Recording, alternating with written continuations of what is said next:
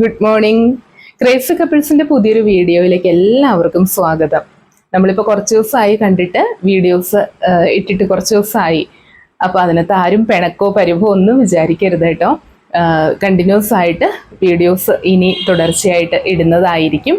അപ്പോൾ ചെറിയൊരു അസൗകര്യം വന്നതുകൊണ്ട് മാത്രമാണ് കേട്ടോ വീഡിയോസ് ഇടാതിരുന്നത്. എങ്കിലും കൃത്യമായിട്ട് നിങ്ങളുടെ ഫീഡ്ബാക്ക് കാര്യങ്ങളൊക്കെ നോക്കുന്നുണ്ട്. ചിലതൊക്കെ കമൻസിന് റിപ്ലൈ തരുന്നുണ്ട്, ചിലത് തരാത്തതിൻ്റെന്ന് വെച്ച് കഴിഞ്ഞാൽ നമുക്ക് റിപ്ലൈ കൊടുക്കുമ്പോൾ ശരിക്കും നമുക്കൊരു എന്താ പറയുക, ഒന്നോ രണ്ടോ വാക്കിൽ അല്ലെങ്കിൽ ഒരൊറ്റ സെന്റൻസിൽ ഒതുക്കി കഴിഞ്ഞാൽ എനിക്കൊരു സമാധാനം ഉണ്ടാവില്ല. എന്തോ ഒരു വഴിപാട് കാണിക്കണ പോലെ നിങ്ങൾക്ക് റിപ്ലൈ ആയി പോകും. അപ്പൊ അതുകൊണ്ട് ചില സംശയങ്ങൾക്കുള്ള ഒരു വീഡിയോ ആയിട്ടാണ് ഇന്ന് ചെയ്യുന്നത് കേട്ടോ. പിന്നെ ഈ പറയുന്ന പോലെ എന്തെങ്കിലും തരത്തിലൊരു നല്ല കണ്ടന്റ് ആണെങ്കിലും നമുക്ക് കിട്ടുമ്പോൾ ആ കണ്ടന്റിനെ വെച്ചുകൊണ്ട് നമ്മളൊന്ന് സ്റ്റഡി ചെയ്തിട്ടല്ലേ ഒരു വീഡിയോസ് ഇട്ടിട്ട് കാര്യമുള്ളൂ എന്ന് വിചാരിച്ചു കേട്ടോ. അതുകൊണ്ടാണ് ചെറിയൊരു ടൈം ലാഗ് വന്ന് ക്ഷമിക്കണേ. അപ്പോൾ ഇന്നത്തെ വീഡിയോ എന്ന് പറയുന്നത് ഇതാണ്. ലോ ഓഫ് അട്രാക്ഷന്റെ പ്രാക്ടീസ് കാര്യങ്ങളൊക്കെ ചെയ്യാനായിട്ട് ആഗ്രഹമുണ്ട്, പക്ഷെ ചെയ്ത് നോക്കുന്നുമുണ്ട്. പക്ഷെ എന്ത് തന്നെയാണെങ്കിലും ആ ഒരു നെഗറ്റിവിറ്റി എന്ന് പറയണത്, അതായത് നമ്മൾ പറയില്ലേ മറ്റൊരാളോടുള്ള ദേഷ്യം, വെറുപ്പ്, ഇതൊക്കെ മനസ്സിൽ വെച്ചുകൊണ്ട് നമ്മളൊരു കാര്യം ചെയ്ത് കഴിയുമ്പോൾ അതിന്റെ റിസൾട്ട് കിട്ടണമെന്നില്ല. കാരണം നെഗറ്റീവായിട്ടുള്ള ഇമോഷൻസ് ആണ് ഇപ്പോൾ നമുക്കുള്ളത് എങ്കിൽ പോസിറ്റീവായിട്ടുള്ള അല്ലെങ്കിൽ നല്ലൊരു വൈബ്രേഷൻ ഫ്രീക്വൻസി ഉള്ളൊരു കാര്യത്തെ നമുക്ക് അട്രാക്ട് ചെയ്യുന്നതിൽ മാനിഫെസ്റ്റേഷൻ എന്ന് പറയുന്നത് ഡിലേ ആകും. അപ്പൊ എന്താണ് ചെയ്യുക? അങ്ങനെ ഒരു ദേഷ്യം അല്ലെങ്കിൽ മറ്റൊരാളോടുള്ള ദേഷ്യം, വെറുപ്പ് ഇതൊന്നും മനസ്സിൽ നിന്ന് പോകുന്നില്ല, അതിനെന്തെങ്കിലും ഒരു വഴി പറഞ്ഞു തരുമോ എന്നുള്ളതൊക്കെ ആയിരുന്നു ചോദിച്ചിട്ടുണ്ടായിരുന്നത്. അപ്പൊ അതിന് വേണ്ടിയിട്ടാണ് ഇന്നത്തെ ഈ ഒരു വീഡിയോ. ഇതുപോലെ കുറേ പേരുണ്ടാവും. കാരണം എന്താന്ന് വെച്ച് കഴിഞ്ഞാൽ ഈ ഞാൻ പോലും അങ്ങനെ തന്നെ ഒരാളായിരുന്നു. കാരണം ഈ ലോ ഓഫ് അട്രാക്ഷൻ ഒക്കെ കേട്ട് തുടങ്ങിയിട്ട് 2 വർഷം മാത്രമേ ആയിട്ടുണ്ടായിരുന്നുള്ളൂ. അപ്പൊ അതിന് മുമ്പേ എന്ന് വെച്ച് കഴിഞ്ഞാൽ ഇതുപോലെ തന്നെ ദേഷ്യത്തിന്റെ എന്ന് പറഞ്ഞാൽ അങ്ങേയറ്റം ദേഷ്യം, അതുപോലെ സങ്കടം, പിന്നെ കുട്ടികളുടെ അടുത്തൊക്കെ ആണെങ്കിൽ പോലും വീട്ടിലൊരു സാധനം അതെവിടെയെന്ന് ചോദിക്കുമ്പോഴത്തേക്ക് അവിടെ എവിടെയെങ്കിലും ഉണ്ടാവും, പോയി നോക്ക് എന്ന് പറഞ്ഞിങ്ങനെ കടിച്ചു കയറി സംസാരിക്കില്ലേ, ഇതേപോലെയൊക്കെ സംസാരിച്ചിരുന്ന ഒരാളായിരുന്നു ഞാൻ. അതിൽ കുറെ സൗണ്ടിൽ സംസാരിക്കണതിന്റെ ഒരു കാരണം എന്ന് പറയുന്നത് ടീച്ചർ ആയതുകൊണ്ട് നമുക്ക് കോളേജിൽ ചെന്ന് കഴിഞ്ഞാൽ കുട്ടികളുടെ അടുത്ത് നല്ല സ്ട്രെങ്ത് ഉള്ള ക്ലാസ് ഒക്കെ ആണെങ്കിൽ നമുക്ക് ഒരുപാട് ഉറക്കം സംസാരിക്കേണ്ടതായിട്ട് വരും. ബാക്ക് ബെഞ്ചിൽ ഇരിക്കുന്നവർക്ക് വരെ കേൾക്കണമെങ്കിൽ ഈ ഒച്ചയെടുത്ത് നമ്മൾ വീട്ടിൽ വന്ന് തൊട്ടടുത്തിരിക്കുന്ന ഒരാളുടെ അടുത്ത് പറയണമെങ്കിൽ നല്ല വോളിയത്തിൽ പറയുന്ന ഒരു അവസ്ഥയൊക്കെ ആയിരുന്നു. അപ്പൊ ഇതേപോലെ എനിക്കിതുപോലത്തെ ഭയങ്കരമായിട്ടുള്ള എന്താ പറയണ ദേഷ്യവും സങ്കടവും കാര്യങ്ങളും ഒക്കെ വന്നിട്ട് എൻ്റെ ഫാമിലി ലൈഫിന് വരെ അത് അഫക്റ്റ് ചെയ്തു. ഞാനും ഹസ്ബൻഡും തമ്മിൽ അടിക്കടി ഇഷ്യൂസ് ഉണ്ടാവുക, ഞങ്ങൾ തമ്മിലുള്ള വഴക്ക് കാര്യങ്ങൾ അന്നെന്ന് പറഞ്ഞാൽ എപ്പോഴും കൂടെ ഉണ്ടായിരുന്നില്ല. ആഴ്ചയിൽ 1 അല്ലെങ്കിൽ 2 ആഴ്ച കൂടുമ്പോഴേക്കേ വരുണ്ടായിരുന്നുള്ളൂ. അപ്പോൾ ആ കൂടെയും ഇല്ല. പിന്നെ ഈ മെസ്സേജ് അല്ലെങ്കിൽ ഫോണിലൂടെ വിളിച്ചിട്ടുള്ള കാര്യങ്ങളായിരുന്നു. അപ്പൊ അങ്ങനെ വരുമ്പോൾ ഒരു ചെറിയ കാര്യത്തിന് പോലും എന്നെ കെയർ ചെയ്യുന്നില്ല. അതായത് ഞാൻ പെർഫെക്റ്റ് ആണ്, പക്ഷെ ഓപ്പോസിറ്റ് നിൽക്കുന്ന ആൾക്കാണ് എല്ലാ കുഴപ്പവും എന്നുള്ള രീതിയിൽ കുറ്റപ്പെടുത്തിക്കൊണ്ട് അങ്ങനെയൊക്കെയുള്ള പ്രശ്നങ്ങളായിരുന്നു.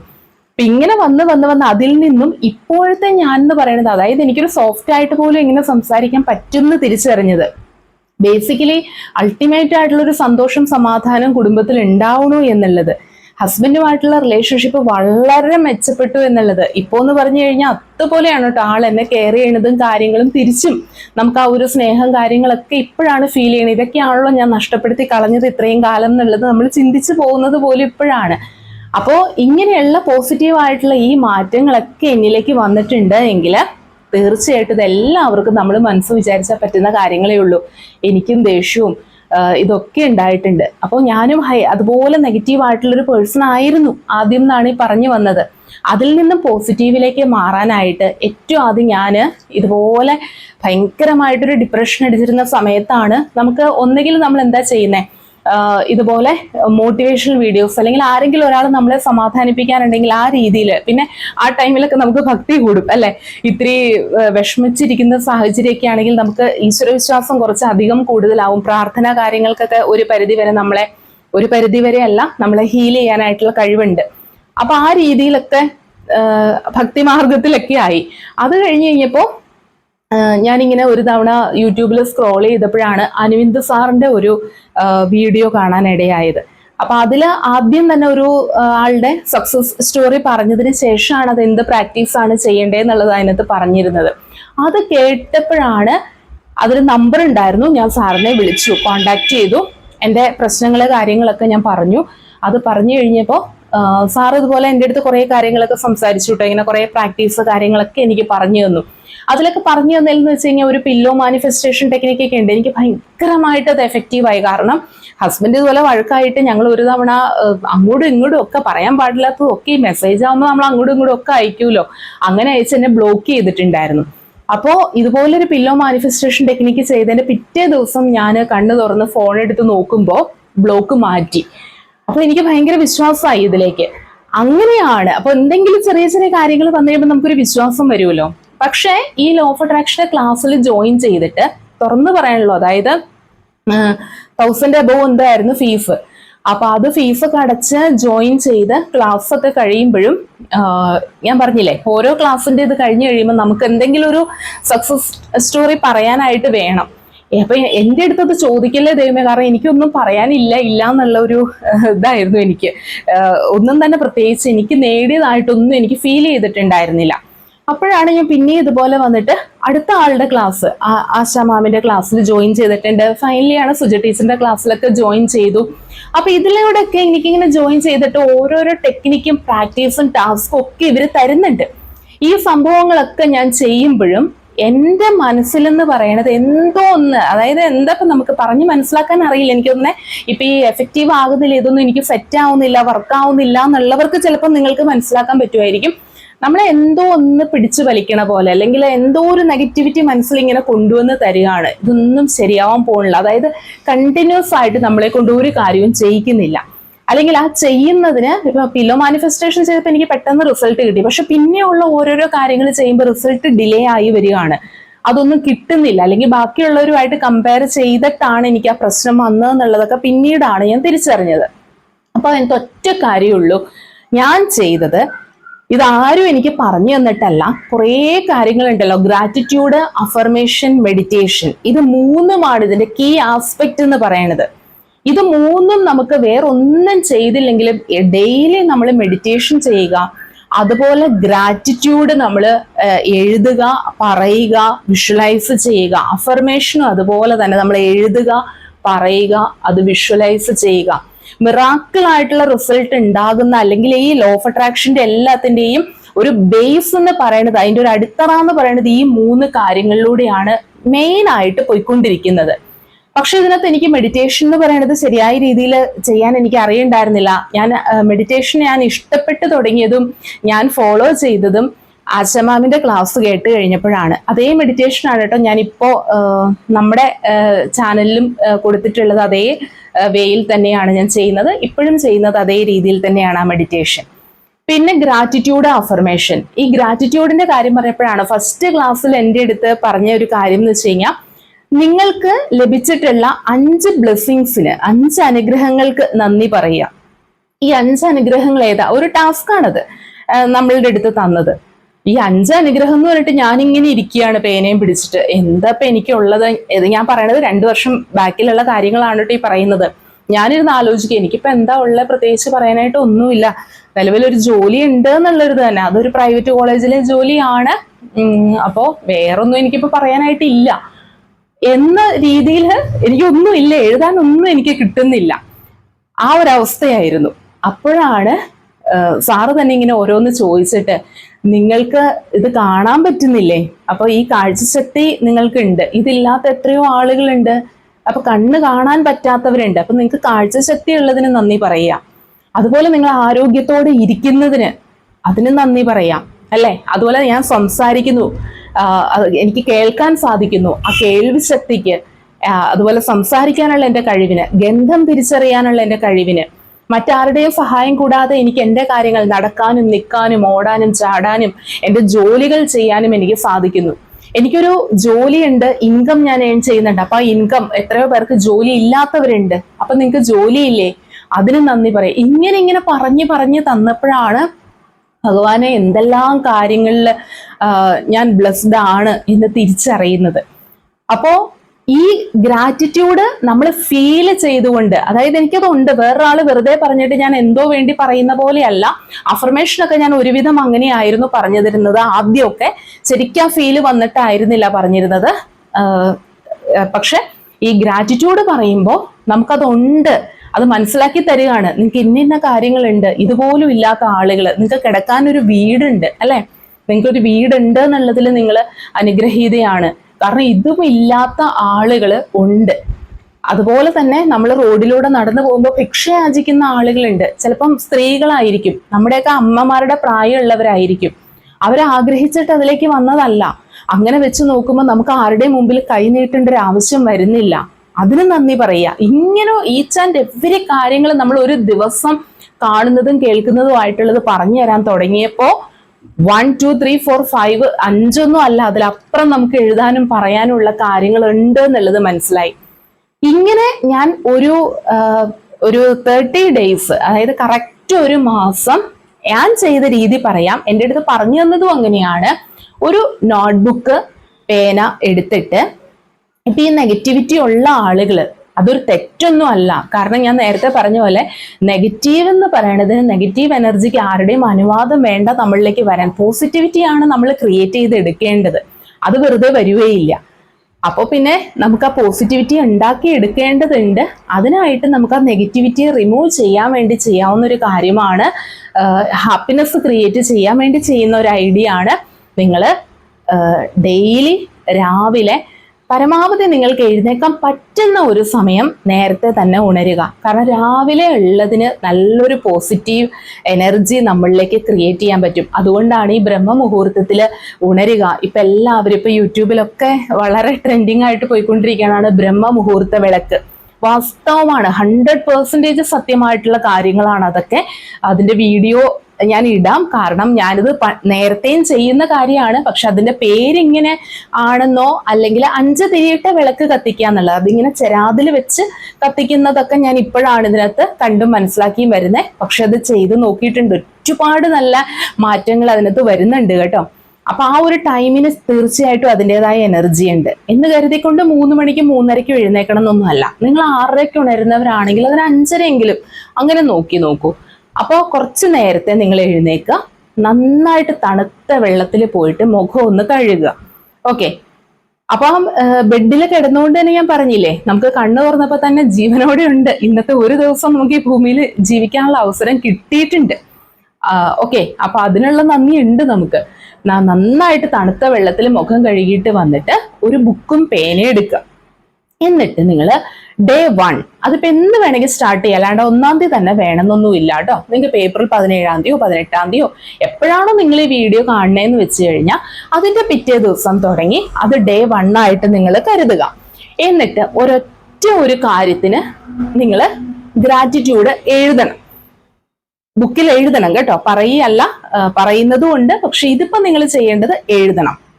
അപ്പൊ നിങ്ങൾക്കുള്ള അത് നിങ്ങൾക്ക് ഫീൽ ചെയ്തുകൊണ്ട് വേണം എഴുതാൻ. നിങ്ങൾക്കതുണ്ട്, വേറൊരാള് വെറുതെ പറഞ്ഞിട്ട് ചെയ്യല്ല. നിങ്ങൾ എന്ത് കാര്യത്തിന് വേണേലും ഇപ്പൊ ഇന്നത്തെ ദിവസം ഈ ഭൂമിയിൽ ജീവിക്കാൻ അവസരം തന്നതിന് നന്ദി എന്നുള്ളത് പറയാം, അല്ലെങ്കിൽ ഞാൻ ആരോഗ്യത്തോടെ ഇരിക്കുന്നതിന് നന്ദി എന്നുള്ളത് പറയാം, അല്ലെങ്കിൽ എന്നെ ആളുകൾ സ്നേഹിക്കുകയും ബഹുമാനിക്കുകയും ചെയ്യുന്നതിന് നന്ദി എന്ന് പറയാം, അല്ലെങ്കിൽ എനിക്കുള്ള ജോലിക്ക് അല്ലെങ്കിൽ എനിക്ക് വരുമാനം ആർജിക്കാനുള്ള എൻ്റെ കഴിവിന് നന്ദി. അങ്ങനെ എന്ത് വേണമെങ്കിലും. ഇത് തുടക്കത്തിലായതുകൊണ്ടും ഏറ്റവും നെഗറ്റിവിറ്റി നമ്മുടെ ഉള്ളിലുള്ളപ്പോഴും ഇതൊന്നും വരില്ല എന്നുള്ളതാണ് സത്യം. ഇങ്ങനെ കേൾക്കുമ്പോൾ ഇപ്പൊ പ്രാക്ടീസ് ചെയ്തുകൊണ്ടിരിക്കുന്ന ആളുകൾക്കല്ലാട്ടോ ഇത്.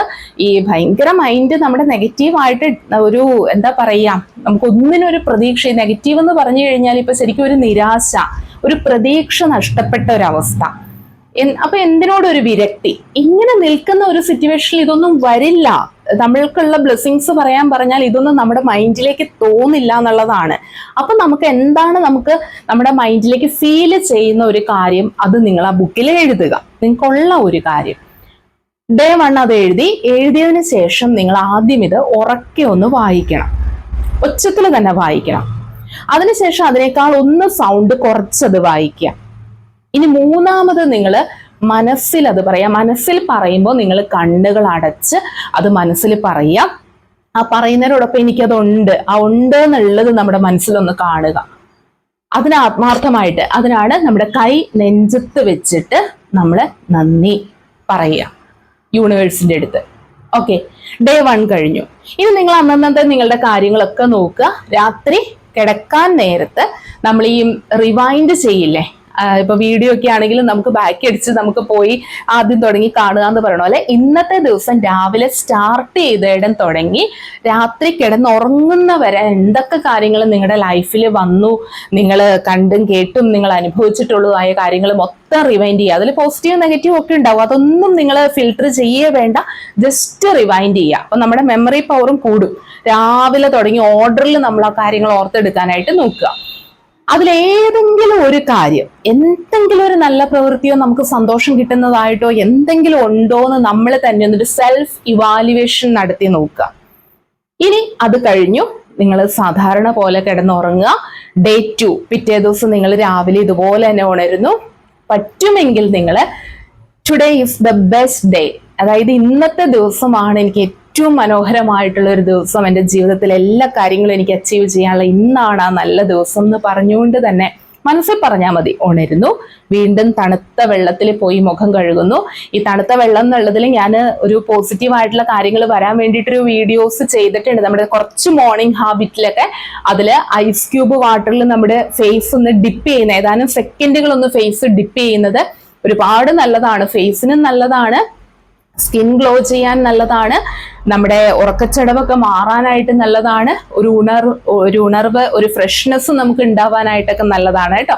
അപ്പൊ അങ്ങനെ നമ്മൾ തണുത്ത വെള്ളത്തിൽ മുഖം കഴുകി വീണ്ടും ബുക്ക് എടുക്കുന്നു. ഇനി ബുക്ക് എടുക്കുമ്പോൾ ഡേ 2 ആണ്, അതേ പേജിൽ തന്നെ കേട്ടോ. 2 നോട്ട് ചെയ്തിട്ട് വേണമെങ്കിൽ ഡേറ്റ് ഇട്ട് കൊടുക്കണമെങ്കിൽ ഡേറ്റ് ഇട്ട് കൊടുക്കാം.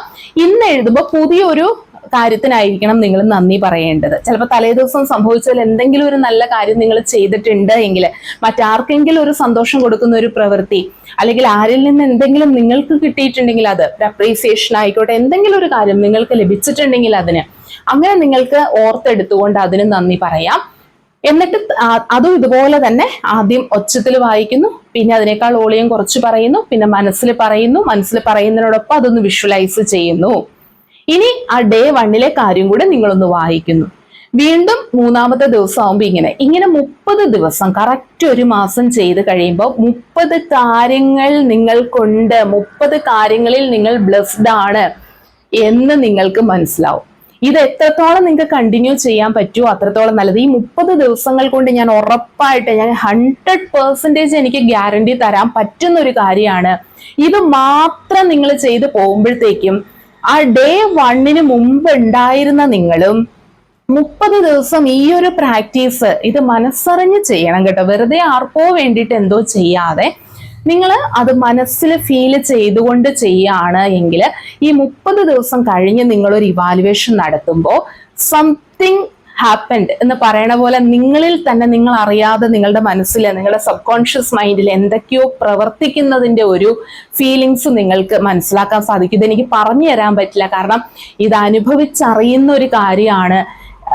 എന്തോ ഒരു പ്രതീക്ഷ, നമ്മളെ പ്രതീക്ഷ നഷ്ടപ്പെട്ട അവസ്ഥയിലാണെങ്കിൽ നമുക്ക് എന്തൊക്കെയോ ജീവിതത്തോടുള്ള ഒരു പ്രതീക്ഷ, എന്തോ ഒരു സന്തോഷം, എന്തോ ഒരു സമാധാനം. സന്തോഷം എന്ന് പറഞ്ഞാൽ ഭയങ്കര തുള്ളിച്ചാട്ടുള്ള സന്തോഷമൊന്നും അല്ല ഞാൻ ഉദ്ദേശിച്ചത്. പക്ഷെ ചില കാര്യങ്ങളിൽ ആദ്യമൊന്നും നമുക്ക് ഒട്ടും ഹാപ്പിനെസ് കണ്ടെത്താനോ അതൊട്ടും സന്തോഷിക്കാൻ പോലും പറ്റാത്ത, നല്ലൊരു കോമഡി മൂവി കാണുമ്പോൾ പോലും നമുക്ക് മനസ്സറിഞ്ഞ് ചിരിക്കാൻ പറ്റാത്തൊരവസ്ഥയിലുള്ളവരാണെങ്കിൽ ഈ 30 ഡേയ്സ് ഇത്രയും ചെയ്ത് കഴിയുമ്പോഴേക്കും നിങ്ങളിൽ ഉണ്ടാക്കുന്ന ഒരു മാറ്റം, ഒപ്പം നിങ്ങളുടെ ആ ഫേസിൽ തന്നെ ആ ഒരു മാറ്റം, നമുക്ക് എപ്പോഴും നിരാശ അല്ലെങ്കിൽ കുറ്റബോധം, സങ്കടം, പ്രതീക്ഷകൾ നഷ്ടപ്പെടുന്ന അവസ്ഥയിലൊക്കെ ഉണ്ടായിരിക്കുമ്പോൾ നമ്മുടെ ഫേസിൽ അത് റിഫ്ലക്റ്റ് ചെയ്യും. ആ ഒരു ഫേസും ഈ 30 ഡേയ്സ് ഇത് മാത്രം ഞാൻ പറഞ്ഞ ഒറ്റ കാര്യമുള്ളൂ, ഗ്രാറ്റിറ്റ്യൂഡ് എന്ന് പറയുന്നത്. ഇത്രയും പവർഫുൾ ആയിട്ടുള്ള ഒരു കാര്യം ഗ്രാറ്റിറ്റ്യൂഡ് പോലെ നമുക്ക് ഉള്ളതിന് നന്ദി. നമ്മളെപ്പോഴും മറ്റുള്ളവരുമായിട്ട് ഈ കമ്പയർ ചെയ്യുമ്പോഴാണ് നമ്മുടെ സന്തോഷം നമ്മൾ തന്നെ തല്ലിക്കെടുത്തുന്നത്. അപ്പൊ ഞാൻ കഴിഞ്ഞ ദിവസം ഓരോ വീഡിയോസ് ഞാൻ ഇങ്ങനെ നമ്മുടെ കേരളത്തിലൊക്കെ എങ്ങനെ ജീവിക്കാനായി, ഈ നാടിനെ പറ്റി തന്നെ ഞാനൊരു നെഗറ്റീവായിട്ട് ചിന്തിച്ചു കഴിഞ്ഞ് കഴിഞ്ഞപ്പോഴാണ് വെറുതെ യൂട്യൂബിൽ ഒരു വീഡിയോ കണ്ടതാണ്. എന്താണ് നമ്മുടെ ശിവാഞ്ജലി വ്ളോഗ്സ് എന്ന് പറഞ്ഞിട്ട്. അപ്പൊ അവര് UP കാരിയാണ്, മലയാളം അറിയാം.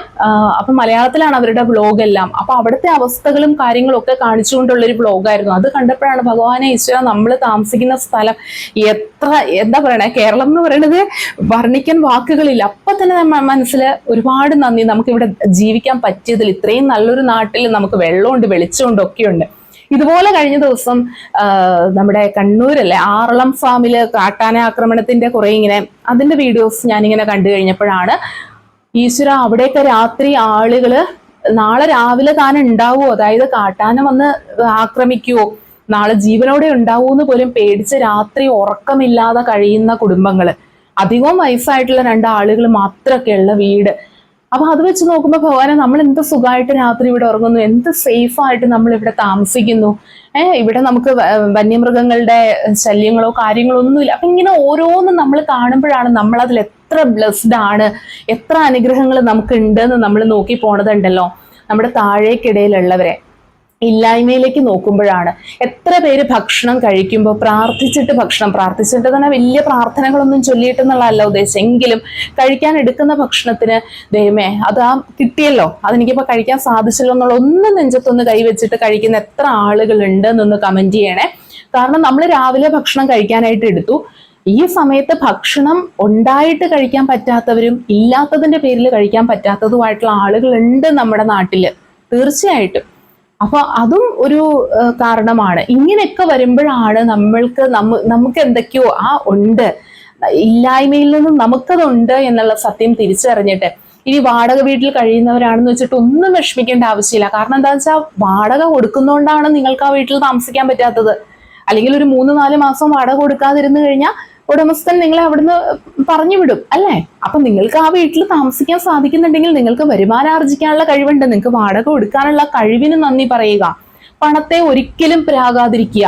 പലരും പണം വന്നു കഴിയുമ്പോൾ, ഞാൻ ഇതൊരു വീഡിയോയിൽ പറഞ്ഞിട്ടുണ്ടായിരുന്നു, പണം എന്ന് പറയുന്നത് ഒരിക്കലും ഒരാളുടെ കയ്യിൽ മാത്രം അതെന്റെ സ്വന്തം എന്ന് നമുക്ക് പറയാൻ പറ്റാത്തൊരു കാര്യമുള്ളൂ. ഇപ്പൊ വീട്, കാറ് ഇതൊക്കെ നിങ്ങളുടെ പേരിൽ നിങ്ങൾക്ക് രജിസ്റ്റർ ചെയ്ത് വെക്കാനായിട്ട് പറ്റും. പണം നിങ്ങളുടെ പേരിൽ രജിസ്റ്റർ ചെയ്യാൻ പറ്റുമോ? പണം എന്ന് പറയുന്ന ആ നോട്ടില് നമ്മുടെ ആരുടെയെങ്കിലും വീട്ടുപേരോ അല്ലെങ്കിൽ നമ്മുടെ ഫോട്ടോയോ അതിനകത്തുണ്ടോ? ഇല്ല അല്ലെ. ഗാന്ധിജിയുടെ ഫോട്ടോയാണ് അതിനകത്തുള്ളൂ അല്ലെ, നോട്ടില്, കറൻസിയില്. അതുപോലെ തന്നെ ഈ പറയുന്ന ഇതിനകത്തൊന്നും നമ്മുടെ സ്വന്തമല്ല. അതൊന്നും ഇപ്പൊ എന്റെ അക്കൗണ്ടിൽ ഇത്ര രൂപയുണ്ട് എന്ന് പറഞ്ഞാൽ അത് എന്റെ അക്കൗണ്ടിൽ കിടക്കുന്നതുകൊണ്ട് എന്റേന്ന് ഞാൻ പറയുന്നതാണ്. അതുപയോഗിച്ച് ഞാൻ വേറൊരു കാര്യങ്ങൾ നടത്തി, അപ്പൊ ട്രാൻസാക്ഷൻ നടത്തി, അല്ലെങ്കിൽ ഒരു 2 സെന്റ് സ്ഥലം വാങ്ങിച്ചു എന്ന് പറഞ്ഞാൽ വാങ്ങിച്ച വ്യക്തിക്ക് ഞാൻ ആ പണം അതിലേക്ക് കൈമാറ്റം ചെയ്ത് കൊടുക്കും. അപ്പൊ പണം എക്കോണമിയിൽ ഫ്ലോ ചെയ്യാനുള്ളതാണ്. അപ്പൊ എല്ലാവർക്കും അത് അർഹതപ്പെട്ടതാണ്. ഇത് ആരുടെയും സ്വന്തമല്ല എന്ന് തിരിച്ചറിയുക. ഒരാളുടെയും ഉടമസ്ഥാവകാശം നമുക്ക് പറയാൻ പറ്റാത്തതാണ് പണം എന്ന് പറയണേ. പണത്തോടുള്ള ആറ്റിറ്റ്യൂഡ് മാറണം, നമ്മുടെ കാഴ്ചപ്പാട് മാറണം, അതിനോടുള്ള നമ്മുടെ ഭയപ്പാട് മാറണം. അപ്പോഴാണ് അത് നമ്മളിലേക്ക് ഈസി ആയിട്ട് നമ്മളിലേക്ക് എത്തുള്ളൂ. അപ്പൊ ഇങ്ങനെയുള്ള കാര്യങ്ങളൊക്കെ വന്നു കഴിയുമ്പോൾ നമുക്കൊരു സന്തോഷം ഫീൽ ചെയ്യാനായിട്ട് തുടങ്ങും. എന്തൊക്കെയോ ചെറിയ ഒരു മാറ്റങ്ങൾ ഫീൽ ചെയ്യാൻ തുടങ്ങും. എന്നിട്ട് നിങ്ങൾ 1 എന്ന് തുടങ്ങി ലോ ഓഫ് അട്രാക്ഷന്റെ പ്രാക്ടീസുകൾ സ്റ്റാർട്ട് ചെയ്തോളൂ. അത് പറ്റുവാണെങ്കിൽ ഇതുപോലുള്ള യൂട്യൂബ് വീഡിയോസോ ഇല്ലെങ്കിൽ നിങ്ങൾക്ക് ഏതെങ്കിലും ക്ലാസ്സുകൾ, ഇപ്പം ഞാൻ ക്ലാസ് നടത്തുന്നില്ലാത്തത് കൊണ്ട് തന്നെയാണ് കേട്ടോ, ഉണ്ടെങ്കിൽ തീർച്ചയായിട്ടും അറിയിക്കാം. കാരണം എനിക്ക് ഇതിനകത്ത് അഡ്വാൻസ്ഡ് ആയിട്ടുള്ള കുറച്ച് കോഴ്സുകളും കൂടെ ടെക്നിക്കുകളും കൂടെ എനിക്ക് പഠിക്കേണ്ടതുണ്ട്. അതുകൂടെ പഠിക്കാനുള്ള ശ്രമത്തിലാണ് ഇപ്പോൾ. അതുകൊണ്ട് ഇപ്പൊ ക്ലാസ്സുകൾ ഞാൻ നടത്തുന്നില്ല. അങ്ങനെ ക്ലാസ്സുകൾ നടത്തുന്ന അറിവുള്ള നല്ല ഗുരുക്കന്മാരുടെ അടുത്ത് നിങ്ങൾ ചേർന്ന് പഠിക്കൂ. എന്നിട്ട് ജീവിതത്തിൽ ഈ വരുന്ന ഓരോ മാറ്റങ്ങളെയും തിരിച്ചറിയും. ജീവിതം എൻജോയ് ചെയ്യാനുള്ള, ആസ്വദിക്കാനുള്ളത് ഓരോ നിമിഷവും. അത് നമ്മൾ കരഞ്ഞു പാഴാക്കിയിട്ടോ എനിക്കില്ല എന്നുള്ള പേരിൽ പരിഭവിക്കാനൊന്നും ഉള്ളതല്ല.